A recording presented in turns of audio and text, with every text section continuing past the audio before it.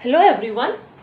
आज की वीडियो में हम ये डिस्कस करेंगे कि how to find the optimal solution by checking its optimality in a transportation problem. और यहाँ पर मैं ऑप्टिमलिटी टेस्ट करने के लिए मोदी मेथड यूज कर रही हूँ। ये ऑप्टिमलिटी टेस्ट हम तभी करते हैं जब हम ऑलरेडी एलोकेशंस पहले ही कर चुके होते हैं by using either north west corner method और लोएस्ट कॉस्ट एंट्री मेथड और Vogel's approximation method. In the last videos मैंने ऑलरेडी आपको the same question north west से, लीस्ट कॉस्ट एंट्री मेथड से और वोगल्स अप्रोक्सीमेशन मेथड से करके दिखाया हुआ है। यहाँ पर ये जो मैंने सॉल्यूशन लिया है वो मैंने वोगल्स अप्रोक्सीमेशन मेथड यूज करके ये सॉल्यूशन लिया है। ओके, तो अगर एक बार अब हमने ऑलरेडी इसमें वोगल्स अप्रोक्सीमेशन मेथड यूज करके इसके एलोकेशंस ले लिए हैं, तो अब उसके आगे हम ऑप्टिमलिटी टेस्ट इसमें कैसे करेंगे वो देखते हैं। उसके लिए स्टेप 1 होगा दैट वी विल चेक कि जो हमारे पास सॉल्यूशन है क्या वो बेसिक फीजिबल सॉल्यूशन है। अब ये बेसिक फीजिबल सॉल्यूशन कैसे चेक करते हैं? ये हम चेक करते हैं bye checking total number of allocation से। अगर हमारे पास जो एलोकेशंस अवेलेबल हैं वो m + n-1 के इज इक्वल टू हैं, जो कि इस पर्टिकुलर सॉल्यूशन में हमारे पास ये देखिए m है नंबर ऑफ रोज जो कि 3 है, n है नंबर ऑफ कॉलम्स जो कि 4 है एंड -1 विल गिव अस 6। तो अब हम देखते हैं कि क्या हमारे पास नंबर ऑफ एलोकेशन 6 है। जी हाँ, बिल्कुल हमारे पास नंबर ऑफ एलोकेशन 6 हैं। Hence this solution is basic feasible solution. उसके बाद हम आ जाते हैं स्टेप 2 पर और ये चेक करते हैं कि क्या ये सॉल्यूशन ऑप्टिमल है। और ये चेक करने के लिए हम रोज को UI और कॉलम्स को VJ कह देते हैं, जहां पर जो I है वो इस पर्टिकुलर क्वेश्चन में 1 2 3 है। इसका मतलब जो ये हमारी फर्स्ट रो है वो U1 हो गई, ये सेकेंड रो इसे हम U2 कहेंगे और ये थर्ड रो इसे हम U3 कहेंगे। एंड सिमिलरली ये फर्स्ट कॉलम V1 हो जाएगा, ये V2, ये V3 और ये V4 हो जाएगा। उसके बाद हम उस रो को चूज करेंगे जिसमें मैक्सिमम नंबर ऑफ एलोकेशंस होगी। लेकिन अगर नंबर ऑफ एलोकेशंस के बीच में टाई है तो हम आर्बिट्रेरली किसी भी रो को जिसे हम चाहते हैं उसे 0 वैल्यू दे सकते हैं। तो यहां पर मैं U3 को 0 वैल्यू दे रही हूं। ठीक है, अगर मैंने U3 को 0 वैल्यू यहां पर दे दी है तो अब मेरा नेक्स्ट स्टेप होगा कि मैं जितने भी UIs हैं, इसका मतलब U1 U2 अब बचे हैं और V1 V2 V3 V4 बचे हैं, जो मैं इस फॉर्मूले को यूज करके निकालूंगी and by only with the help of occupied cells। जो भी हमारे पास occupied cells हैं केवल उन्हीं की हेल्प से हम U1 U2 U3 और V1 V2 V3 कैलकुलेट करेंगे। ठीक है, नाउ लेट अस सी। यहाँ पर जो हमारी U3 की वैल्यू है वो 0 दी हुई है। ये सेल हमारा ऑलरेडी ऑक्यूपाइड है और इसकी कॉस्ट 20 है। तो देखिए यहाँ पर मैं आपको ये सॉल्व करके शो करती हूँ। हमारे पास U3 + V4 में एलोकेशन की हुई है और इसकी कॉस्ट जो है वो 20 दी हुई है। U3 0 है तो V4 हमारा डेफिनेटली कितना हो गया 20 and that is why I give here value 20। तो ये वैल्यू हमारी 20 हो गई, यानी V4 की वैल्यू हमारी 20 हो गई। ठीक है, इसी तरह U3 यहाँ पर 8 0 है, यहाँ पर हो गया U3 प्लस V2, और यहाँ पर जो कॉस्ट वैल्यू दी है, जो CIJ दिया है वो 8 है, U3 ऑलरेडी 0 दिया है, तो V2 कितना हो गया, डेफिनेटली 8 हो गया, और ये V2 हमारा 8 हो गया। अब ये हमारा एलोकेटेड सेल है, यहाँ पर जो वैल्यू हमारे पास है वो U2 प्लस V4 की है, और कॉस्ट वैल्यू 60 है। V4 की वैल्यू हमें पहले से पता है 20 है, तो U2 कितना हो गया, 40 हो गया, hence this value is 40।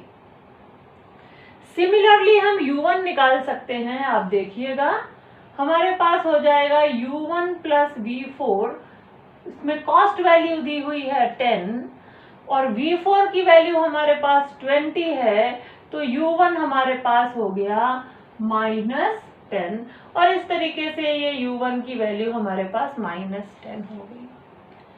Now you see this cell is allocated already, तो यहाँ पर हमारे पास जो दिया हुआ है U2 की वैल्यू है प्लस V3 दिया हुआ है, और वैल्यू कॉस्ट वैल्यू 40 है, एंड हमने देखिए ध्यान से U2 पहले ही निकाल लिया है 40, तो जो V3 की वैल्यू है वो 0 आ गई, और ये इस तरह से यहाँ पर 0 मिल गया, और अब सिर्फ एक वैल्यू बची है V1।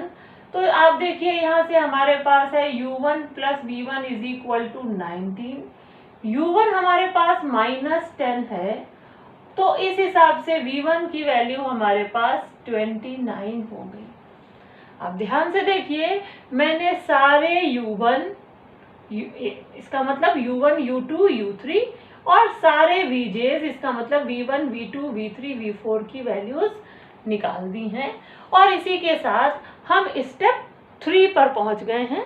तो अब देखिए मैं स्टेप 3 आपको करके दिखाऊंगी, क्या होता है पहले ये बताऊंगी, और उसको कैसे अप्लाई करते हैं वो भी मैं आपको शो करूंगी। So let's come to step, now let us see. Step 3 पर हम पहुंच गए हैं, और स्टेप 3 कहता है compute DIJ which is equal to CIJ minus UI plus VJ, और ये जो DIJ वैल्यू है ये हम एम्प्टी सेल्स के लिए निकालेंगे। इसको निकालने के लिए एक छोटी सी ट्रिक है, वो मैं आपको दिखाती हूँ यहाँ पर अप्लाई करके कि कैसे इसमें अप्लाई करेंगे।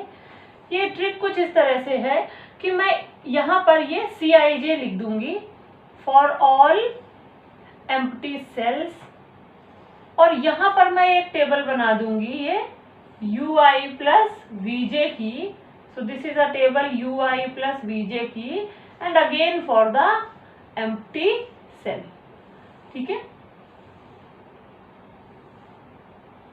नाउ सी एम्प्टी सेल हमारा ये है, और यहाँ पर हमें वैल्यू दी हुई है 30, फिर ये एम्प्टी सेल है, यहाँ पर value 50, then 70, then 30 and 40 and 70।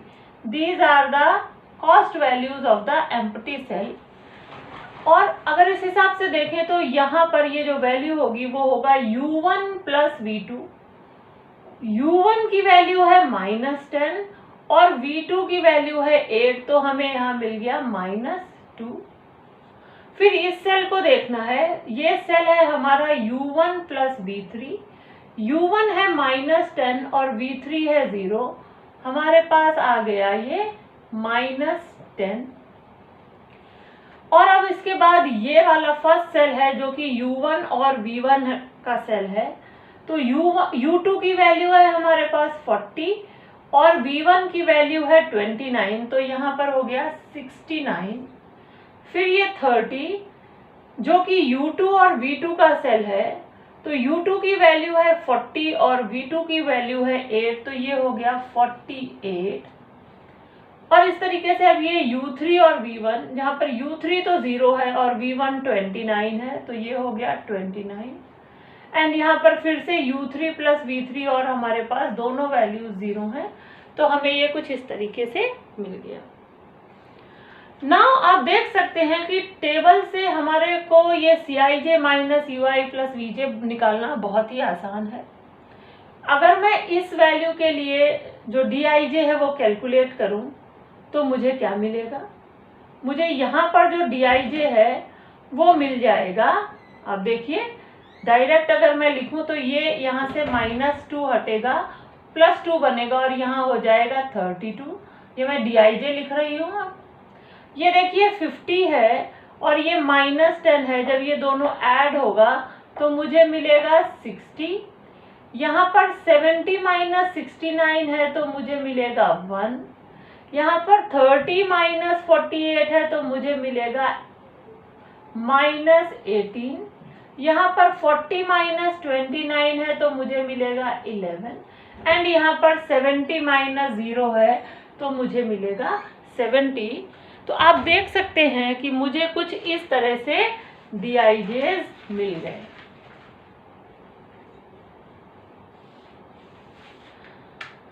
अब ध्यान से देखिए, ये जो हमारी DIJ की टेबल आई है, क्या इसमें एक भी जो DIJ की वैल्यू है वो नेगेटिव है?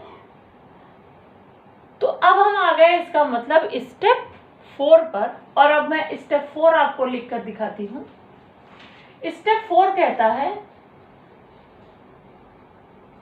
If all DIJs are greater than or equal to 0, then solution is optimal।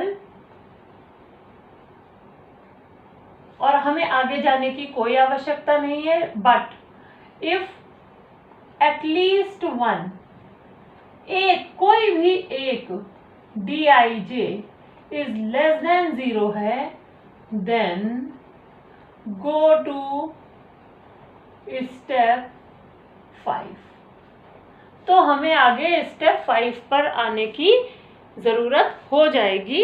और अब हम समझेंगे कि स्टेप 5 क्या है, क्योंकि आप देख सकते हैं कि जो हमारी DIJ की वैल्यू आई है उसमें से एक वैल्यू नेगेटिव आई है, तो हमारा ये जो सॉल्यूशन है वो ऑप्टिमल नहीं है और हमें स्टेप 5 पर जाना ही पड़ेगा।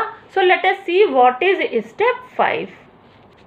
नाउ इन स्टेप 6 हम क्या करेंगे, हम एलोकेट करेंगे एक unknown value theta to the cell in which DIJ is less than 0।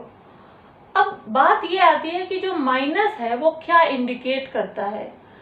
वो इंडिकेट करता है कि अगर हम इस सेल में एलोकेशन कर देते हैं तो जो हमारी ट्रांसपोर्टेशन कॉस्ट है वो और कम हो जाएगी, क्योंकि ये माइनस साइन के साथ है।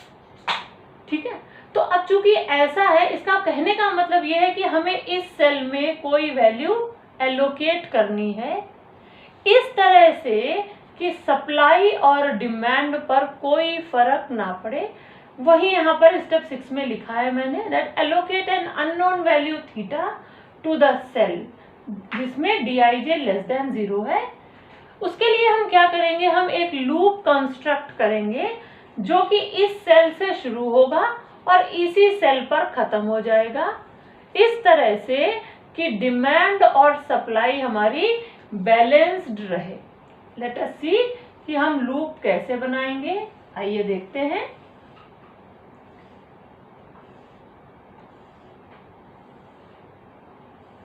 I will write all the allocated cells। तो यहाँ पर जो हमारी एलोकेशन है वो 19 है और 5 है। यहाँ पर जो हमारी एलोकेशन है वो 10 है और 2 है। ये 30 पर हमें एलोकेशन चाहिए और 40 पर हमारे पास एलोकेशन 7 है। 60 पर हमारे पास एलोकेशन 2 है। 8 पर हमारे पास एलोकेशन 8 है और 20 पर हमारे पास एलोकेशन 10 है and here it is 70। Now इस सेल में मुझे एलोकेशन देनी है, कितनी वैल्यू देनी है, थीटा वैल्यू देनी है। अब ध्यान दीजिए कि अगर मैंने यहाँ पर थीटा वैल्यू दे दी, ठीक है, तो सप्लाई और डिमांड में फर्क पड़ जाएगा। ठीक है, अब बात आती है कि इस 7 में से मैं थीटा माइनस करूं या इस 2 में से थीटा माइनस करूं।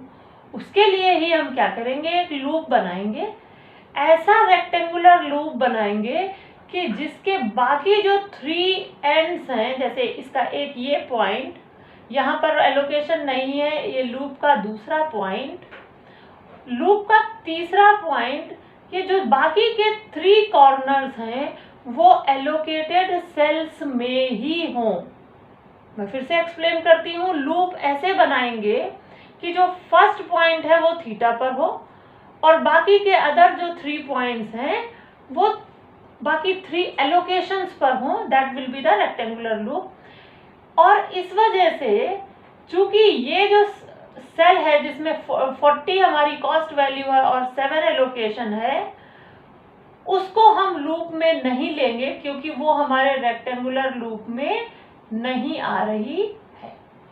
अगर हम इसको भी टच करेंगे तो हमारा लूप जो है वो सही नहीं बनेगा और डिमांड और सप्लाई बैलेंस नहीं होगी। ठीक है, अब ध्यान से देखिए कि जब मैंने यहाँ थीटा ले लिया है, इस सेल को मुझे टच भी नहीं करना है, यानी इस सेल में मुझे कोई एलोकेशन नहीं करनी है।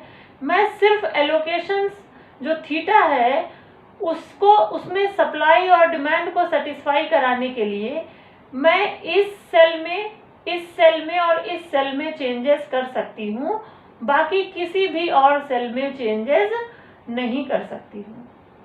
अब अगर ऐसा है तो ध्यान से देखिए, अगर मैंने यहाँ थीटा ले लिया है तो सप्लाई और बैलेंस को मेंटेन करने के लिए यहाँ पर ये जो एलोकेशन 2 है उसमें से मुझे थीटा माइनस करना पड़ेगा, देन ओनली यहाँ पर जो सप्लाई होगी वो बैलेंस होगी।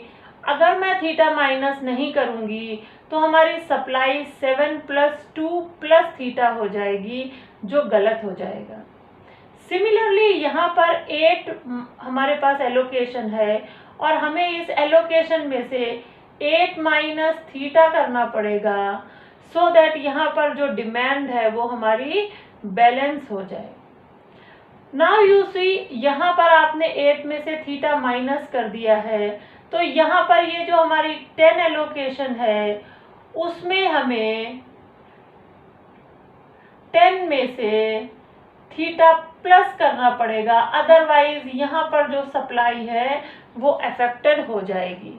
ध्यान से देखिए, अगर मैंने थीटा ये वैल्यू दी है, इस सेल को मुझे नहीं टच करना है, मुझे इस लूप को देखना है, तो मुझे इस सप्लाई को बैलेंस करने के लिए यहाँ माइनस थीटा करना पड़ेगा, यहाँ पर मुझे फिर से माइनस थीटा करना पड़ेगा, और अगर यहाँ माइनस और यहाँ माइनस किया है तो यहाँ पर प्लस थीटा करना पड़ेगा।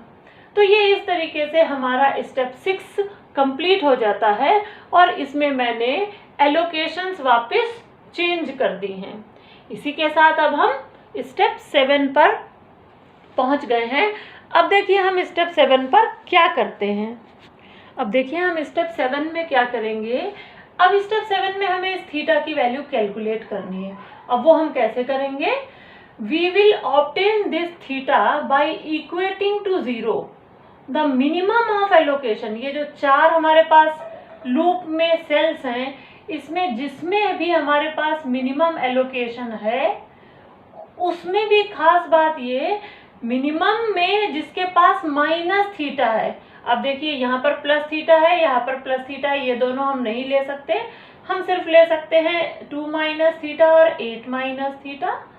तो 2 - थीटा और 8 - थीटा में हमारा जो मिनिमम हुआ वो 2 - थीटा हो गया और उसे हम इक्वेट कर देंगे इक्वल टू 0 के, तो हमारे पास आ जाएगा थीटा = 2। तो इस तरह से हमने थीटा की वैल्यू कैलकुलेट कर दी और अब हम पहुंच गए हैं स्टेप 8 पर। आइए समझते हैं स्टेप 8 क्या है। Now let us see in step 8 हम क्या करेंगे कि हमारे पास ये जो नई एलोकेशंस आई हैं, देखिए यहाँ पर हमारे पास 2 - थीटा था, तो अगर हम 2 - 2 करेंगे तो हमें 0 मिलेगा। ये थीटा की जगह पर 2 हो गया। 8 - theta will become 6 and 10 + theta will become 12 क्योंकि थीटा की वैल्यू 2 है। तो ये हमारे पास न्यू एलोकेशंस आ गई। अब इस न्यू एलोकेशंस की हेल्प से हम फिर से नए UIs और VJs कैलकुलेट करेंगे और उसके बाद हम DIJs कैलकुलेट करेंगे। देखिए अब की बार हम फिर से U3 को 0 ले रहे हैं। ये U3 है जिसे मैंने 0 ले लिया।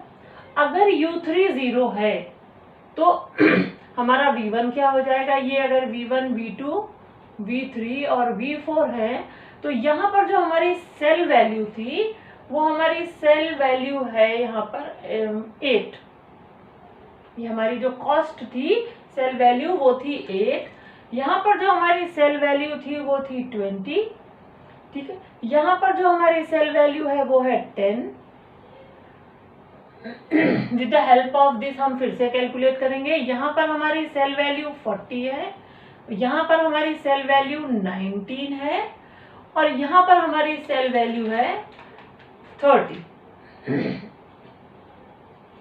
तो देखिए फिर से अगर हमारा U3 0 है तो V2 हमारा कितना हो जाएगा 8। ठीक है ना।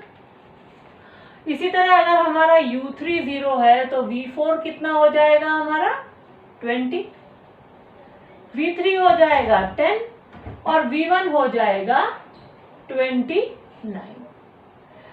U3 अगर 0 है तो U2 हो जाएगा 30 और U1 हो जाएगा -10। ये सारे मैंने इस फॉर्मूले को यूज करके निकाले हैं। Cij is equal to UI plus Vj, जैसे कि हमने स्टेप 3 में कैलकुलेट किए थे। अब देखिए मैंने फिर से सारे UIs और सारे Vjs यहाँ पर कैलकुलेट कर दिए हैं। ये V1 है, ये V2 है, ये V3 है, ये V4 है और ये U2 है और ये वाला U1 है। अब देखिए सारे कैलकुलेट हो गए हैं तो मैं फिर से Dij कैलकुलेट करूंगी, यानी हम स्टेप 3 पर ही हैं अभी। Dij के लिए हम क्या करेंगे, जो एम्प्टी सेल्स हैं उसकी कॉस्ट वैल्यू लिखेंगे और एम्प्टी सेल्स के लिए हम UI प्लस Vj कैलकुलेट करेंगे। ठीक है ना। अब देखिए एम्प्टी सेल्स के लिए हमारी जो Cij है वो वैल्यूज ये हैं और इसी तरह ये हमारी जो UI प्लस Vj वैल्यूज हैं वो हो जाएंगी -2, 0, 59, यहाँ पर हमें मिलेगा 29, यहाँ पर होगा 10 और यहाँ पर होगा 50। देखिए बहुत ही इजीली आप कैलकुलेट कर सकते हैं। 0 plus 29 is 29, 0 plus 10 is 10 and this value is 30 plus 29 is 59 and this value is 30 plus 20 is 50. So we can easily calculate this. अब अगर हम फिर से Dij निकालें, ये Cij माइनस यानी 30 minus 2 which will give us 28। तो यहाँ पर अगर मैं Dij की टेबल लिख दूं,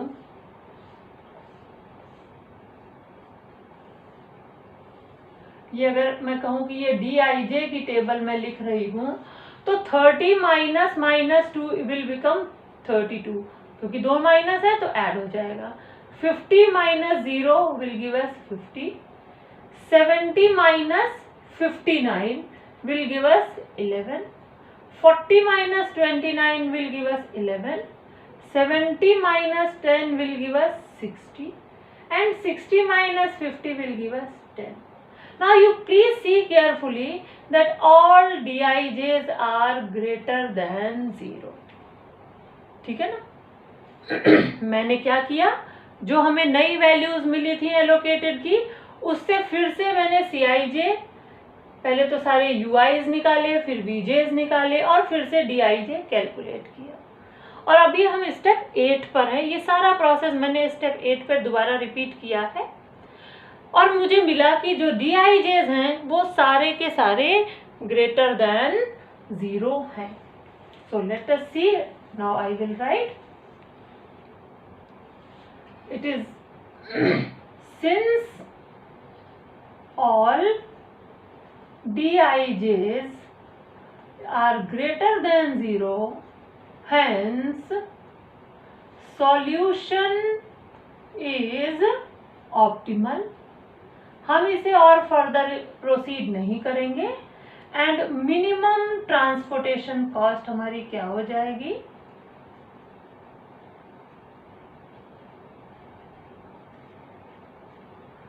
I will multiply 15 into 19 into 5 plus 2 into 10 plus 2 into 30 plus 7 into 40 plus 6 into 8 plus 12 into 20. That will give us value 743 rupees, जबकि वोगल्स अप्रॉक्सीमेशन मेथड से जो सॉल्यूशन आया है उसमें हमें जो वैल्यू मिलती है वो 779 मिलती है। इसका मतलब ये कॉस्ट मिनिमम कॉस्ट है ट्रांसपोर्टेशन की, और हमको अगर हम ये वाली एलोकेशंस लेते हैं तो हमें सबसे कम ट्रांसपोर्टेशन का एक्सपेंडिचर आएगा।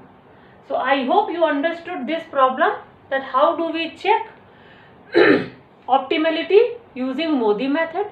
इसी मेथड को हम यूवी मेथड भी कहते हैं, क्योंकि यहाँ पर हम रोज को यू और कॉलम्स को वी मानकर सॉल्व करते हैं और फिर डीआईजे कंप्यूट करते हैं। So please solve some questions based on this concept. Till then, thank you.